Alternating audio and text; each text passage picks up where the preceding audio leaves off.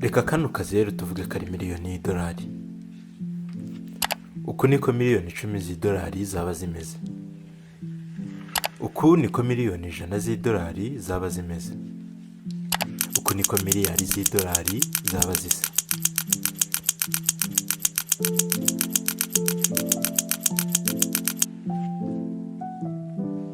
Elon Musk ukora imodoka z'amashanyarazi ndetse n'ibyogajuru afite uyu mubare w'utuzeru uwukubye inshuro 260. Noneho hakaza nawe uri kureba iyi video. Wowe ushobora kuba uri gukora akazi runaka wahawe kubera ko gahuye n'ibyo wize muri university. Ushobora kuba nta faranga na rimwe ufite wizigamye. Ubayeho mu buzima aho ifaranga uko ryinjiye ari nako risohoka.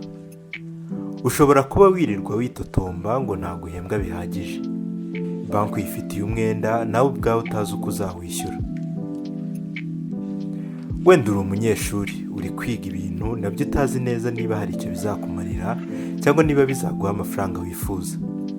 Nawe buruse ya BRD uko ikugezeho ni nako ikuvaho, kandi ufite umwenda wa miliyoni zigera mu 10 ugomba kwishyura urangije. Ubutunzi kuba umukire ubibona nk'inzozi wenda wazageraho umunsi umwe.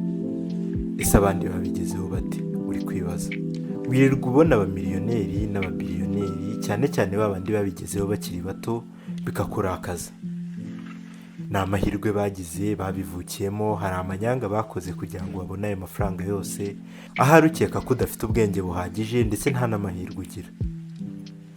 Izo nzozi ufite zo kugura ikizu kinini ugatunga imodoka zihenze ukabaho nta muntu n'umwe ubereyemo umwenda ndetse ukirirwa utembera isi, ibyo byose bizaguma ari inzozi nta kiyongeraho cyangwa ngo kigabanuke. Noneho nyuma uje kuvumbura ko kugera ku bukire ari nk'umukino ndetse uri ku ruhande ruri gutsindwa. Ese ndamutse nkubwiye ko wibeshya? Ese wakora iki nkubwiye ko hari inzira ishobora kukugeza ku bukire? Ko hari siyanse isobanura neza uko amafaranga akora? Wakora iki ndamutse nkubwiye ko ushobora kugera ku nzozi zawe zo gutuza ababyeyi bawe mu nzu nziza kandi ugatembera isi nk'uko ubishaka? Ese wanyita umubeshyi ndamutse nkubwiye ibi? Ndagusezeranya ko ntariwe, ndetse ko ku musozo w'iyi video urabasha gusobanukirwa neza ko burya hari uruhande rw'igiceri wowe utabona. Ariko iyi nzira igana ku bukire, ikintu nagusezeranya ni uko itoroshye. Yuzuye ibibazo byinshi, harimo guhirwa ndetse rimwe bikanga. Huzuyemo kwiga no gukoresha ibyo wakuye mu ishuri ndetse n'ibyo sosiyete yakwigishije. Ndetse icyo nabizeza ni uko atari mwese muzagera ku musozo w'iyi nzira. Ariko kuri mwe muzabibasha, inyuma y'iyi nzira hari ubutunzi utari warigeze ukeka kuzageraho. Nyuma y'iyi nzira hari ubwigenge bwo kutazigera uhangayikira amafaranga ukundi. Ese uri kumwe nanjye? Ndi Kayira Intwari Bertrand. Iyi ni Sobanukirwa kuri Alpha Vision Radio ndetse no kuri YouTube channel yanjye ariyo Kayira Bertrand. Ntiwibagirwe gukora like na subscribe kugira ngo n'izindi video nziza nk'iyi zigeze kugeraho byoroshye. Niba ukiri kumwe nanjye reka noneho nitwongere gutakaza umwanya. Ubundi ni icyo utekereza ku mafaranga? Ese ni ikintu ukorera ukagihabwa? Ese nayo umuntu yinjiza cyangwa arayazungura? Ese koko amafaranga ni wo muzi w'ikibi mu isi? Ese wirirwa uhatana kugira ngo uyatunge ari menshi, kandi wasanga umaze hafi ubuzima bwawe bwose uyiruka inyuma? Ukuri ni uko ibyinshi mu byo utekereza ku mafaranga akenshi bigirwamo uruhare nuko uyabona ndetse nuko abo muri kumwe bayabona. Niba naravukiye ndetse ngakurira mu muryango udafite amafaranga ahagije, biragoye cyane ko nzumva ko iyi YouTube channel izakura ku buryo nzagira amafaranga ahagije. Ibi bizatuma mfata icyemezo cyo gukora cyane ku buryo abana banjye nabo batazakorera muri ubu bukene. Kuba mu mashuri twigamo atatwigisha ku mafaranga biri mu bitudindiza cyane. Ibi bituma benshi muri twe tugira igitekerezo kitari cyo ku mafaranga, ibintu bitazadufasha muri iyi nzira yo kugera ku bukire. Wowe komeza kubana nanjye kuko iyi video iraguhindurira uko watekerezaga ku mafaranga ubuzima bwawe bwose. uruganda rukomeye cyane mu gukora filimi rwa Hollywood kenshi rwahoranye umuco wo kwerekana mu mafilimi yarwo ko umuntu wese ufite ubutunzi bw'umurengera akenshi abigeraho kubera amabi, yagambanye cyangwa ari ruswa. Ikibazo ni ese nawe niko bitekereza? If you won't get me a squirrel, I'll get one myself.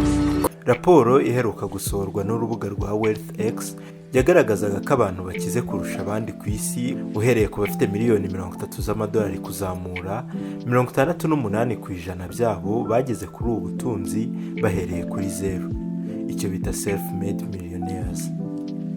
Ndetse n'ubundi bushakashatsi bwose bwagiye buza nyuma y'ubu bwagiye bubushyigikira. Warren Buffett yahereye kuri zero, Howard Schultz kuri zero, Oprah Winfrey kuri zero, Jeff Bezos yahereye kuri zero, Elon Musk kuri zero, Sarah Blakely nawe ahera kuri zero. Ese ni ubuhe bumenyi aba bantu bafite wowe udafite? Ikibazo wowe ufite ni uko formule yawe ihabanye cyane n'iyabo.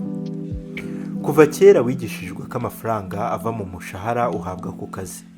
Ibi ni nabyo bituma ujya ku ishuri, intego yawe ya mbere ari ukwiga neza kugira ngo uzabone akazi keza. Ubundi ibi hari icyo bitwaye. Reka dufate ko wowe unkurikiye ufite inzozi zo kuzatunga amafaranga menshi ndetse ukayageraho bigutwaye igihe gito gishoboka. Niba koko iyi ari yo ntego yawe, ikintu nakubwira ni uko akazi k'umushahara katazakugeza kuri izi nzozi zawe. Buri muntu wese hano ku isi afite ubutunzi bukomeye cyane, ndetse iyo wabutakaje ntibishoboka ko wabusubirana. Ubwo butunzi ni igihe. Mu kazi umubare w'amafaranga ukorera uba uhwanye n'umubare w'igihe uba watakaje. Niba ukorera amadolari 20 ku isaha ugakora amasaha 40 mu cyumweru, bizagutwara byibuze imyaka 24 kugira ngo utunge miliyoni y'amadolari. Ariko icyo gihe ntuzaba wakuyemo umusoro ndetse nayo uzakoresha mu mibereho n'ibigutunga uzaba warakoresheje muri iyo myaka 24 yose. Ndetse ntitwiyibagije ko miliyoni y'idolari ishobora kuzaba yarataye agaciro muri icyo gihe ikazaba nta kikivuze. Ukuri ni uko ku mushahara w'amadolari 20 ku isaha ushobora gutunga miliyoni y'idolari warageze mu izabukuru kera, ndetse waranatakaje bwa butunzi buri muntu wese adashobora kugarura. Igihe cyose wari ufite warakigurishije ndetse ubikora ku mushahara w'amafaranga make cyane. Nanone urongeye wibaza cya kibazo. Ese ni gute hari abamiliyoneri ndetse n'ababiliyoneri bafite imyaka mike cyane? Ese ni iki gituma batandukana natwe bakagera ku bukire bungana gutya mu gihe gito cyane? Igisubizo ni uko bo bafite formule yo kugera ku bukire itandukanye cyane n'iyawe. Bo bafite uburyo basobanukiwe amafaranga bitandukanye n'uko wowe wigeze uyatekereza. Itonde noneho muri iki gice tugezemo. Rekeraho kwiruka ku mafaranga. Mu isi y'abakapitaliste amategeko y'umukino aba ameze gutya.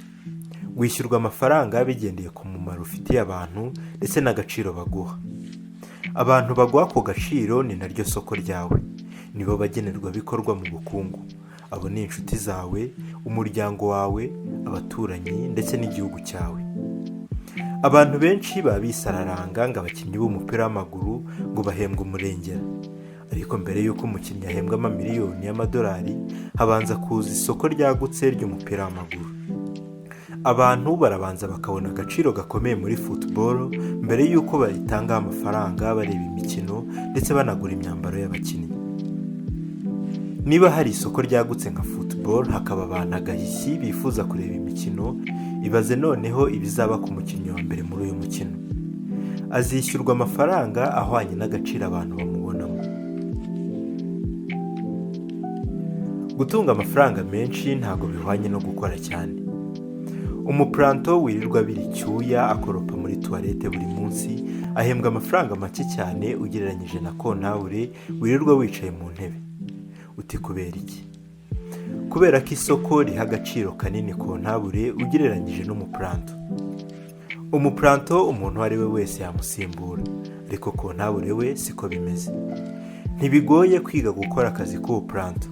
ni nayo mpamvu atazahembwa kimwe na kontabure wamaze imyaka myinshi ku ntebe y'ishuri yiga imibare, agakora ibishoboka byose ngo kompanyi akorera idasoreshwa imisoro agahishya.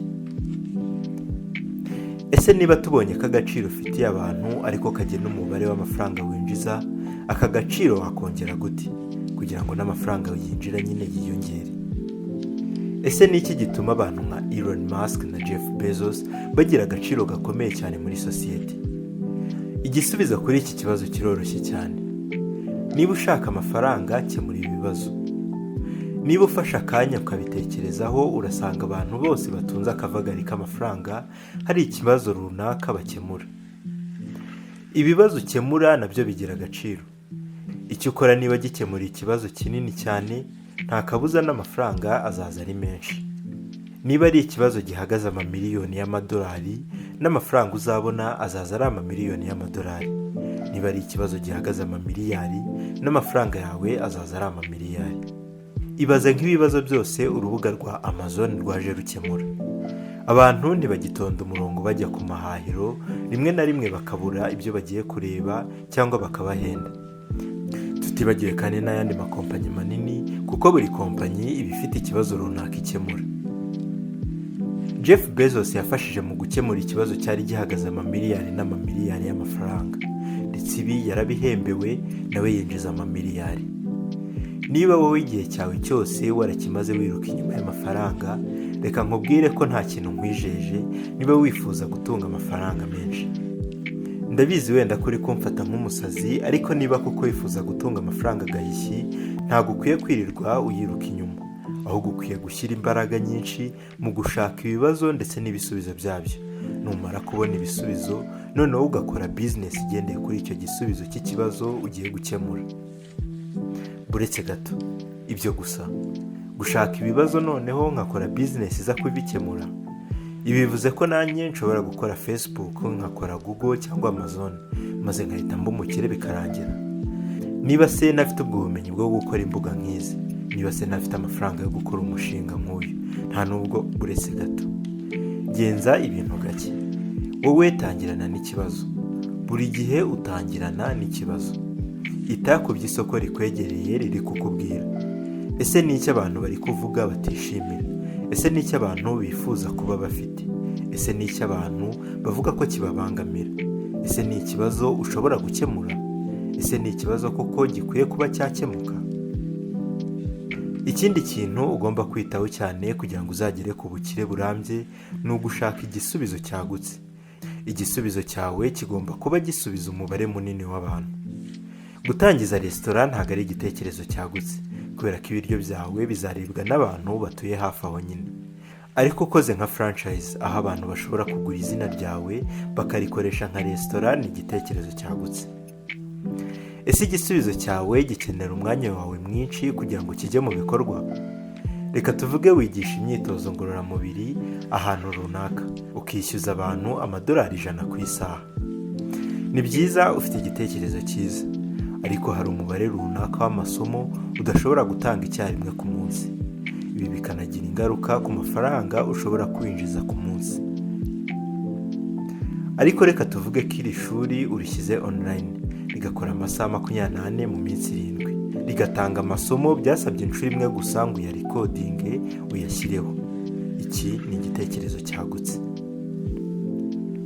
Gutekereza ku gisubizo gishobora kugirira imbaga nyamwinshi umumaro ni ingenzi cyane, ndetse ni naho abantu benshi batsindwa. Gukora business kandi ishobora gukora waba uhari cyangwa udahari, ku buryo igenda rwose nk'imashini, nabyo ni ingenzi cyane mu gihe bikozwe neza. Niba hari ikintu muri business yawe gishobora gukorwa n'undi muntu ndetse mu buryo bwa mikoro ufite bikaba bishoboka, mushake umuhembe agikore. Kumva ko buri kintu cyose muri business yawe ushobora kucyikorera ni bibi cyane. Mu gihe utekereza ko ari wowe uzi ibintu neza, burya haba ari undi ubizi neza kukurusha. Noneho nyuma yo gushyira mu bikorwa ibi byose, akazi uzaba usigaje ni ukumenya neza niba koko buri muntu uri mu isoko yifuza azagerwaho n'igisubizo cyawe. Si ngombwa ngo ukore icyo wumva ko ari cyo cya nyacyo. Si ngombwa ngo uzane icyo ufite mu nzozi, kuko isoko ryita ku byo rikeneye, apana ibyo wowe urota ko bakeneye. Muri make isoko ntiryita ku nzozi zawe. Ubu noneho wamaze gushyira mu bikorwa bizinesi yawe. Yajije gukemura ibibazo rwose, irakora neza nta kabuza. Ubu noneho ni igihe ngo usarure ku byo wabibye. Igice ugezemo noneho bizaba ngombwa ko ufata kimwe mu byemezo bibiri bikomeye. Ese uzakomeza bizinesi yawe cyangwa uzayigurisha ukuremo akawe karenge? Ibi babyita acquisition mu Cyongereza. Igihe umuntu aguze igisubizo wamaze imyaka n'imyaniko wubakiraho bizinesi. Aha niho uzasanga Instagram yaguzwe na Facebook, PayPal ikagurwa na eBay ku kayabo ka miliyari 1.5 z'amadolari, aho Elon Musk we wenyine yakuyemo miliyoni 165 wenyine. Ndetse n'izindi bizinesi nyinshi zigenda zigurishwa ku isi. Aha niho za mbaraga zose watakaje wubaka kompanyi yawe zizakubyarira umusaruro. Ndetse niba uhisemo gukomeza kugumana kompanyi yawe, wenda hari izindi mpamvu nyinshi ziri gutuma ariko ubishaka. Wenda ukunda kompanyi yawe wubatse ndetse urashaka gukomeza kuyitaho nk'umwana wawe. Wenda utekereza ko ushobora gukomeza kuyubaka ukayongerera agaciro, ukazayigurisha agaciro kayo kamaze kuba kanini. Wenda bizinesi yawe irikoresha, ntibikigusaba gukomeza gukora cyane kugira ngo ikomeze gukora, cyangwa wenda ni ihuriro ry'ibi bitatu byose. Icyo wahitamo cyose wageze ku ntego yawe. Wakemuye ikibazo cyari gihangayikishije benshi ku isoko, ndetse barabikwituye bigendeye ku gaciro k'ikibazo wakemuye. Noneho ubu ndakubaza, ubundi ibi byose byari iby'iki? Kuri bamwe muri mwe amafaranga ntabwo ari yaza mbere. Amafaranga ni igipapuro kiri aho gusa, umubare runaka kuri screen yawe, agaciro kayo kagenwa n'uko twe twizera ko ariko gaciro afite. Kuva ku ntangiriro burya ntabwo wari uhangayikishijwe n'amafaranga. Kwishyura ubukode bw'inzu, kugura imodoka zihenze, gutembera isi yose, kuba utazongera guhangayikira ko wakena, ibi byose ntabwo ari amafaranga, ahubwo ni ubwigenge buzanwa n'amafaranga. Intumbero yawe burya ntabwo ari ugutunga amafaranga menshi, ahubwo ni ibyiyumviro by'uko ubu noneho ushobora gukora icyo ushatse igihe ugishakiye. Nta kuvuga ngo harya ubu iki ntakigondera, cyangwa ngo harya ubu mfite amafaranga yagura iki, harya ubu amafaranga ya vakansi ubu sinayamaze, harya ubu ngomba kwishyura inzu, ese ubundi amafaranga mfite azambeshaho kugeza mu kiruhuko cy'izabukuru. Ese ni izihe nzozi nzirengagiza kubera ko ntakibashije kuzigeraho? Isomo rikomeye ryari muri iyi video ntabwo ryari ku miterere y'amafaranga, ahubwo ryari kuri bwa butunzi twese dufite. Ubutunzi utakaza ntihongere kubugarura: igihe. Ese koko byari bikwiye ko umwanya wawe wose wawumaze ukora akazi nawe ubwawe utishimira? Ese ubuzima bwawe ni nka porogaramu aho ubyuka ukajya ku kazi, ugataha ukareba televiziyo, ubundi ukaryama, ugahora ubisubiramo gutyo kugeza ugeze mu kiruhuko cy'izabukuru? Ese uzi ingano y'umwanya wawe watakaje kubera ko wahamye usubira mu bintu bimwe buri munsi, cyangwa n'ubundi ibi ntacyo bigutwaye? Wenda nta n'ayandi mahitamo ufite uretse gukomeza muri porogaramu yawe y'ubuzima. Niba koko ariko bimeze, wowe ntuhangayike, ndetse byashoboka ko iyi video nta kindi wenda ikumariye uretse kugususurutsa, ndetse wenda ikanaguhindurira uko wabonaga ibintu gusa. Ariko hari nawe wumvisha ibyo nakubwiye ukumva neza icyo nashaka kuvuga. Wewe warebye iyi video ugahita ugira ubushake bwinshi ndetse n'ishyaka ryo kutazongera guhangayikira amafaranga ukundi. Niba koko ariko bimeze, reka nongere nkwibutsa aka kantu: rekeraho kwiruka inyuma y'amafaranga, ahubwo iruke inyuma y'ibibazo ndetse unabishakira ibisubizo, hanyuma wubake bizinesi igendeye kuri ibyo bisubizo. Iyi niyo formule izakugeza ku mafaranga, niba koko ushaka ubwigenge bwo kutazongera guhangayikira amafaranga ukundi. Reka gukemura ibibazo aricyo kintu cya mbere witaho mu buzima bwawe bwo kwihangira imirimo. Ese ibi nibyo bizagushimisha ku mpera y'urugendo rwawe? Ese ibi nibyo bizatuma utekanye? Niwe wenyine ufite ububasha bwo kwisubiza iki kibazo. Tugeze ku musozo wa video yacu. Ese niki gishya ikwigishije? Muri iyi video hari ibintu byinshi tutagarutseho nabyo by'ingenzi mu rugendo rwo kwihangira umurimo, cyane ku byo ugomba kuba wujuje nka rwiyemezamirimo. Niba ushaka gusobanukirwa byinshi byerekeye ibyo twavuzeho muri iyi video, nagushishikariza gusoma igitabo cya MJ DeMarco, ari nabyo byagize uruhare rukomeye mu ikorwa ry'iyi video. Tugarutse ku byo twaganiriye muri iyi video, nagira ngo nkwibutse ko guhirwa atari ibya buri wese, bitewe n'impamvu nyinshi zitandukanye. Ariko burya ikintu cya mbere burya ni ugutsindwa, kuko intsinzwi niyo ikwigisha ko ibyo urimo bitari gukora, ko ahubwo ugomba gushaka izindi nzira zizakugeza ku ntego yawe. Niba uri hano hanze ukaba uri gukora ikintu, niyo ntacyo cyaba kiri kukwinjiriza ariko ukumva ushaka gukorera amafaranga, byaba byiza wibajije ikibazo kigira kiti: ese ni ikihe kibazo ndi gukemura? Ibi ni nabyo bishobora kuba byaguha ishusho ya nyayo ushobora gukoresha ubyaza umusaruro icyo uri gukora. Reka nsoze iyi video mbasubiramo ikintu twagarutseho cyane muri iyi video kigira kiti: rekeraho kwiruka ku mafaranga, ahubwo tangira wiruka ku bibazo, ubishakire ibisubizo, maze ukore business ugendeye ku bisubizo wabonye. Ni mwari muri kumwe ndi Kayira Intwari Bertrand, akaba ari nanjye washyize iyi video ya James Journey mu Kinyarwanda. Iyi arisobanukirwa kuri Upper Vision Radio ndetse no kuri YouTube channel yanjye ariyo Kayira Bertrand. Niba wakunze iyi video, ushobora kuyisangiza n'abandi kandi ukibuka gukora like na subscribe kugira ngo n'izindi video nziza nk'iyi zijye zikugeraho byoroshye. Amahoro.